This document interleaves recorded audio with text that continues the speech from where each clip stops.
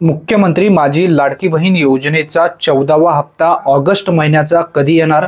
भरपूर अशा लाभार्थ्यांच्या माध्यमातून विचारला जाणारा हा एक महत्त्वपूर्ण प्रश्न आहे। व्यवस्थित माहिती आपण या व्हिडिओच्या माध्यमातून समजून घेऊया। लाडकी बहीण योजनेचा जो 14 हप्ता आहे लवकरच पात्र महिला भगिनींच्या खात्यामध्ये येणार आहे, अशी माहिती राज्याचे महिला व बालविकास मंत्री अदिती तटकरे यांच्या माध्यमातून देण्यात आली आहे। साधारण हा हप्ता पुढील आठवड्यामध्ये पात्र महिला भगिनींच्या खात्यामध्ये येऊ शकतो। मंगळवारी किंवा बुधवारी याचा शासन निर्णय निघेल।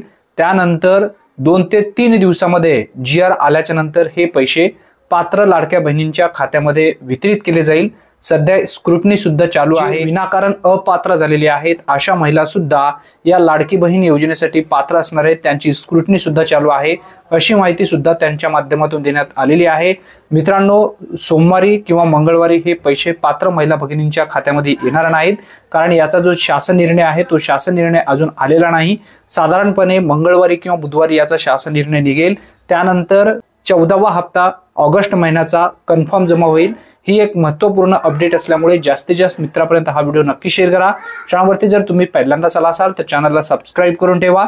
धन्यवाद। पुन्हा भेटूया नवीन व्हिडिओमध्ये नवीन माहितीसह। तोपर्यंत जय हिंद, जय महाराष्ट्र।